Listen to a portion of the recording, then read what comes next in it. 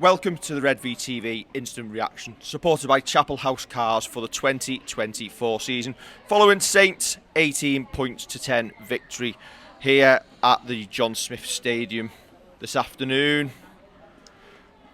We got the win that we desperately needed in the race for the playoffs.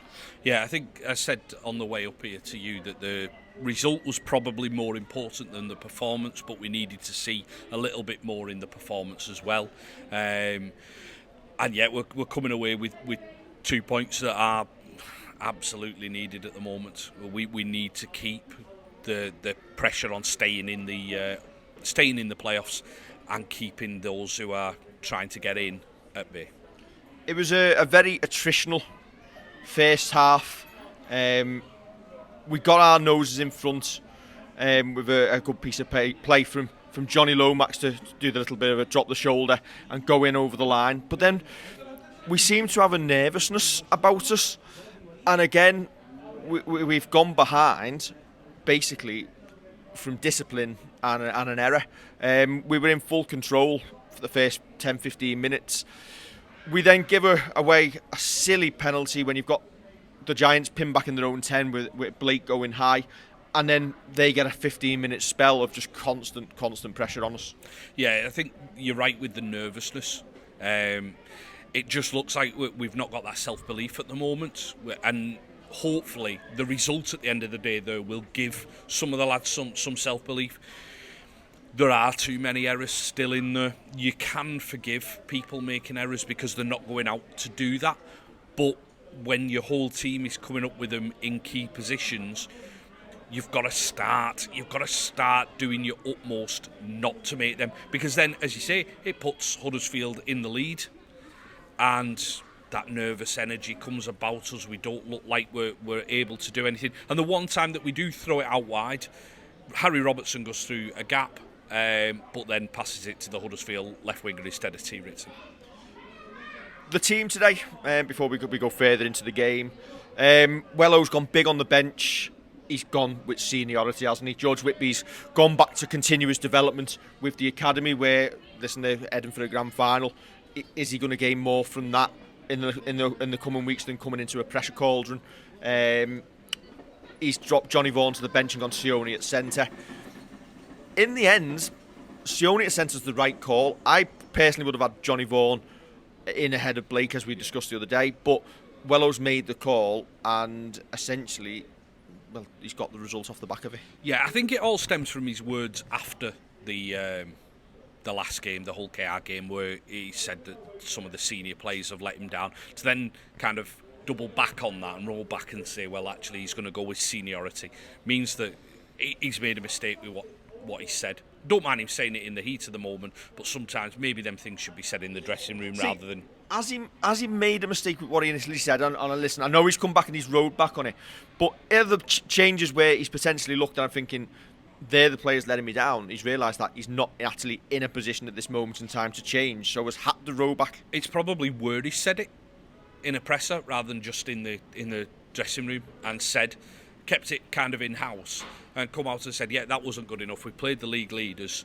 We know that there's areas that we can fix up, rather than almost ostracising a lot of your senior players.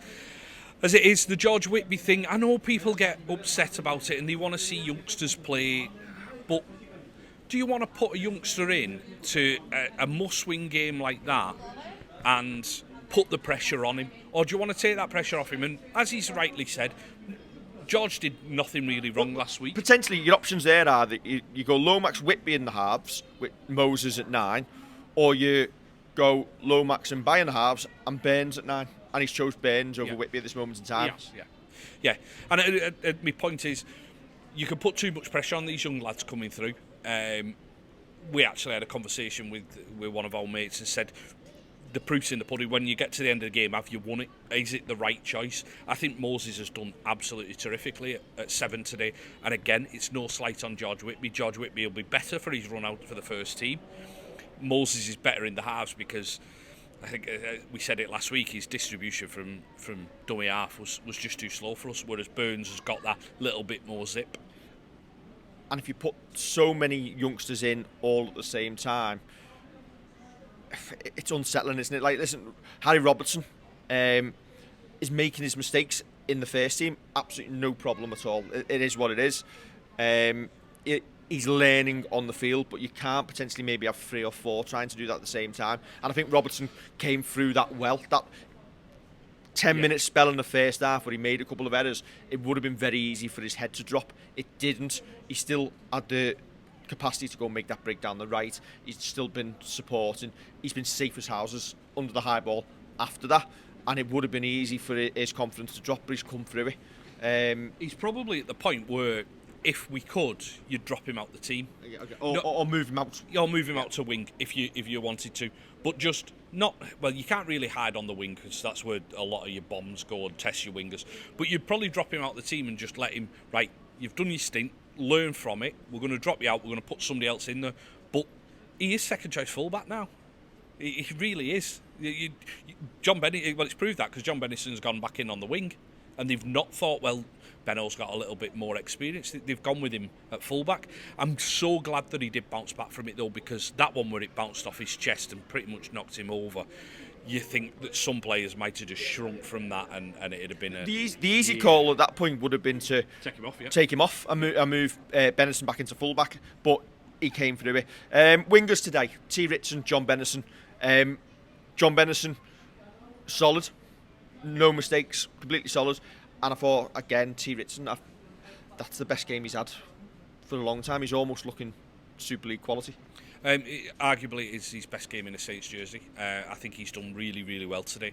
I think he's the break that he makes and gives it inside to Harry Robertson.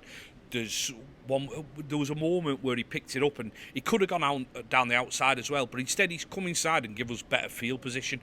And then Alex knocked on. Yeah, and then it's game smarts. Yeah, it's game smarts. But he's learning. Yeah, and it's a shame. I said this to you while we're watching the game. It's a shame he isn't 23, and you've got another couple of years that he can develop, and he is getting like he's still good 15 years younger than me and the rest. But yeah, Bennison, absolutely solid, dependable. Took on the kicking as well, which was a little bit surprised to see. Didn't know if Moses had taken that as well. All in all, not a bad day for them two. Best player on the field today, Morgan Knowles. Yeah, you could argue Moses again. You could argue Sione, but for me, Morgan Knowles owed his teammates that.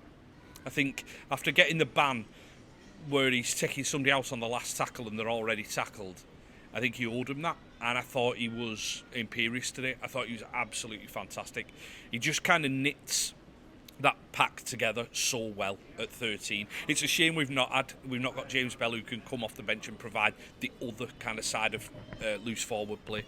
But yeah, he was absolutely wonderful today. Absolutely fantastic. You've mentioned Sione there in dispatches.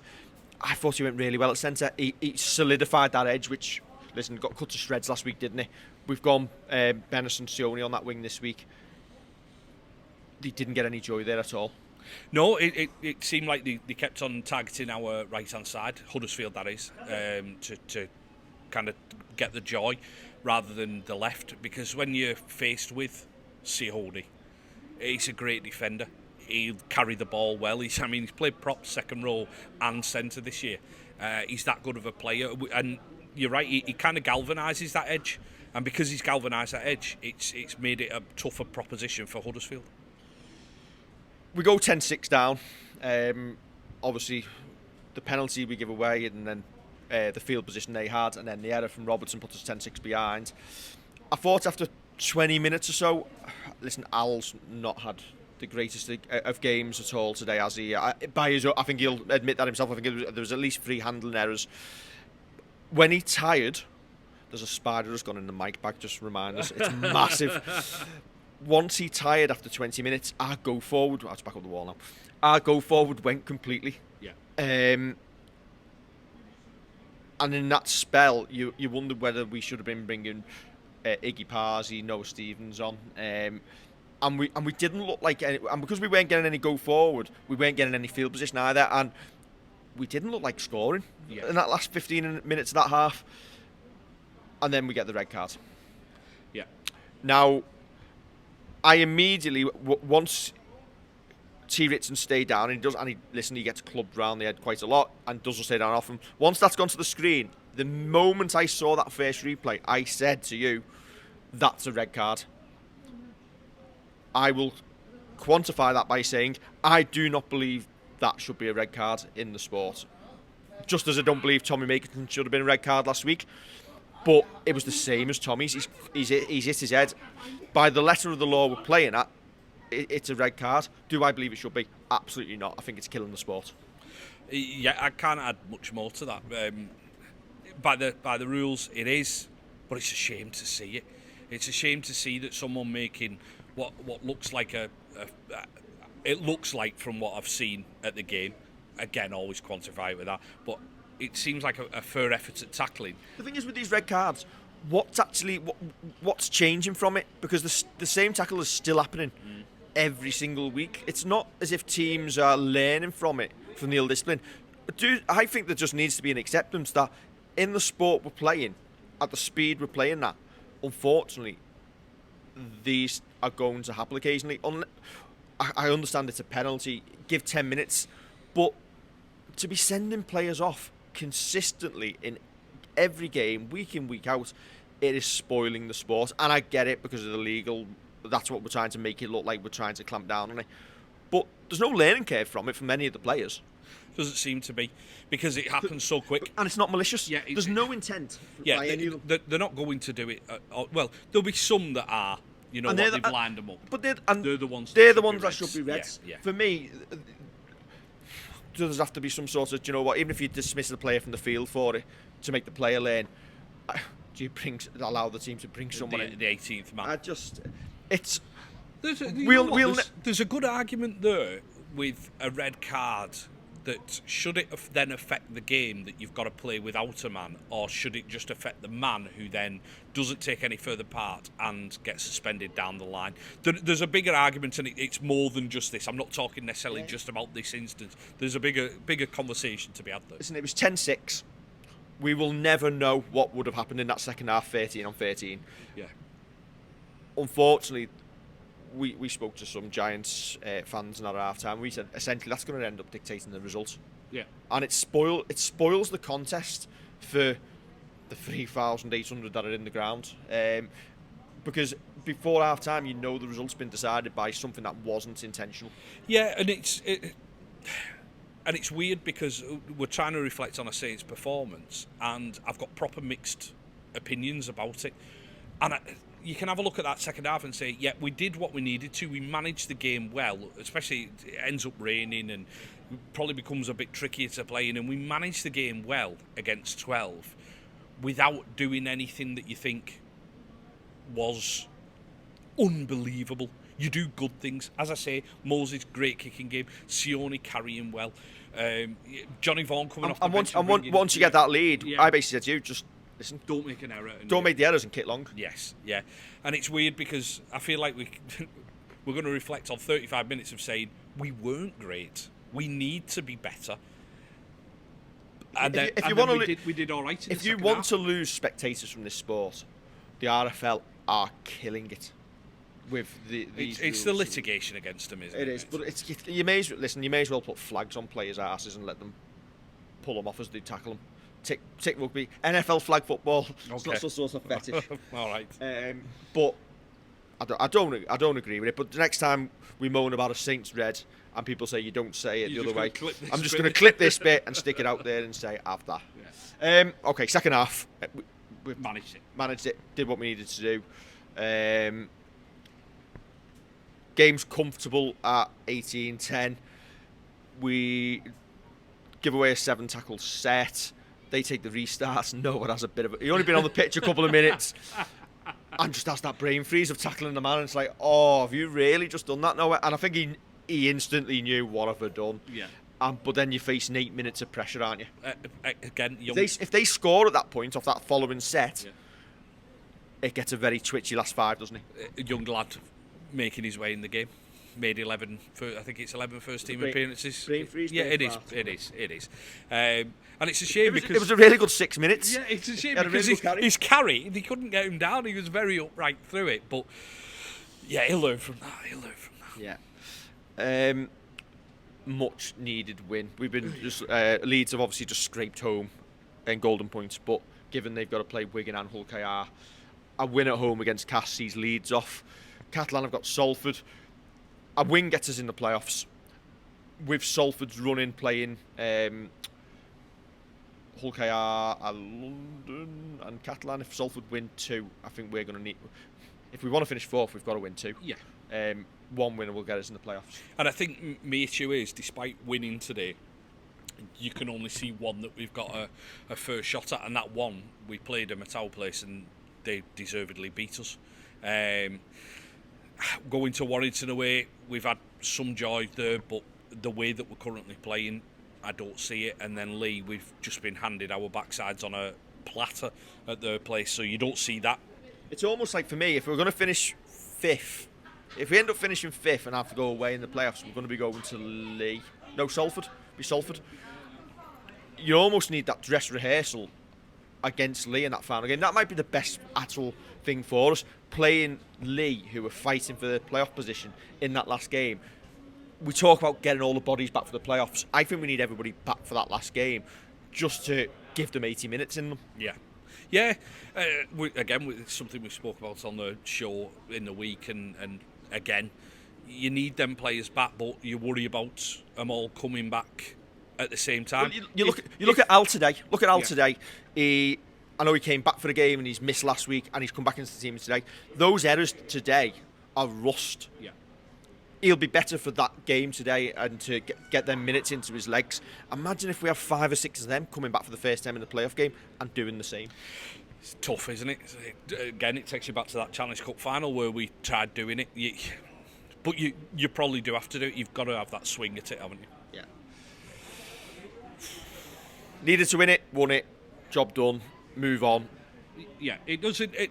Doesn't even. I don't think we've seen enough today to give us optimism for Warrington next week as well. No. Much needed win. You need that, and you need to try and get the confidence from that. But there's a lot still to fix up there. Yeah. I feel that we were better kick chases, better with our discipline, especially in the second half when they were down to 12. Actually, sorry, something I wanted to mention, and you're talking about the kick chase. Johnny Vaughan, when he came on, I thought the effort from him.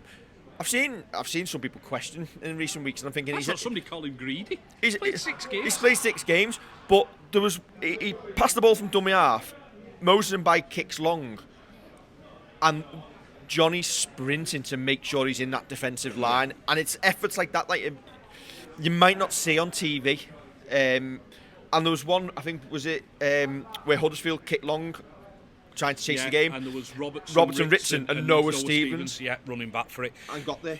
So if we start seeing them getting better week on week on week, as I say, the controllables, the manageables, if you start seeing them, then I'll start having optimism. Until then, I still worry about where our season's currently going. Listen, us getting success this season at this moment in time is a lottery ticket. Yeah. You don't see much from us against Warrington next week. You've got to beat Cass, and then if you want to finish 4th, it's potentially win at Lee. Yeah, it is. But the thing is it a free hit against Warrington next week? Because we're expecting... A day before the red card changed the game, apparently. Or somebody talking to him anyway. Fair enough. Don't think anybody disagrees. No. Is it a free hit next week against Warrington? Because we're expecting to lose. We're not really going there in any sort of form. You'd argue it is, but I just... one thing with Johnny Vaughan, that's his 7th first team appearance for Saints and his first win. The jinx is off him. That's I looked at the Saints Heritage website to see how many games he played, and there were just a load of just red L's next to him. I was thinking, oh come on, just for him, get over the line. We move on. Yeah. Don't forget to like, share, and subscribe, and we will see you during the week for the preview show.